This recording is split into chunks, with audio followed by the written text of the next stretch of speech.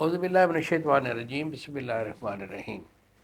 گزشتہ ساتھ حکیم بابا سیف اللہ کی طرف سے میرے تمام دوستوں کو السلام علیکم ورحمۃ اللہ وبرکاتہ۔ یہ تو دوستو آج میں خاص طور پر جو میرے نوجوان بچے ہیں جن کو جریان کی شکایت ہوتی ہے ان سے مخاطب ہوں۔ بیٹا جریان کبھی بھی لائٹلی نہیں لینا چاہیے، یہ موذی مرض ہے، اچھا نہیں ہے۔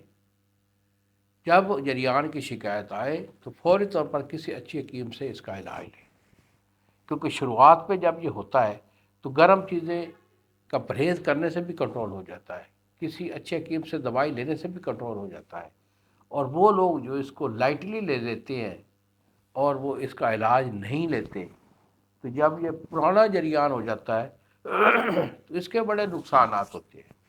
مثلا پرانے جریان کی وجہ سے پادا پتلا ہو کر ٹائمنگ نہیں ہوتی، شادی کے بعد یہ بچے پھر جو ہے نا بڑے پریشان رہتے ہیں، اور پرانے جریان کی وجہ سے ہاضمہ درست نہیں رہتا، دل پھڑکنے لگ جاتا ہے، سانس پھولنے لگ جاتا ہے، دماغی اور اعصابی کمزوری بھی سر درد ہو جاتی ہے۔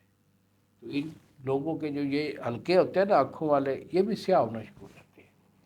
تو جتنا ہو سکے بیٹا اس کا علاج جو ہے یہ فوری لینا چاہیے۔ پرانا اگر آپ کا جریان ہے تو اس کا علاج میں خود دیتا ہوں، میرے سے رابطہ کریں پرانے جریان والے، یہی میرے 2 نمبر ہیں جو سامنے اسکرین پر آ رہے ہیں۔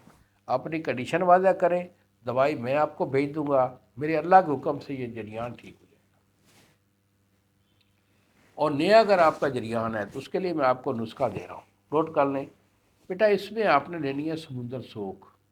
سمندر سوکھ آپ کی 5 تولے ہے، ستاور آپ کا 5 تولے ہے، اس کے بعد تخم تیمر ہندی بھی آپ کی جو ہے 5 تولے ہے، اور دھنیا خشک بھی آپ کا 10 تولے ہے، اور کوزہ مصری آپ کی 10 تولے۔ ان تمام چیزوں کو آپ نے صفوف کر لینا ہے، صفوف کر کے اسے ڈبی میں محفوظ رکھیں۔ 1 چمچ جو ہے یہ آپ صبح لیں گے پانی کے ساتھ یا دودھ کے ساتھ، اور 1 چمچ آپ نے عصر کے وقت لینی ہے پانی یا دودھ کے ساتھ۔ گرم چیز سے، گرم خیالات سے، فاسد غلیظ گفتگو سے یہ آپ نے پرہیز رکھنا ہے۔ انشاءاللہ اللہ کے حکم سے آپ کا جریان ٹھیک ہو جائے گا۔ اجازت دیجیے بابا جی کو اگلی ویڈیو تک۔ السلام علیکم ورحمۃ اللہ وبرکاتہ۔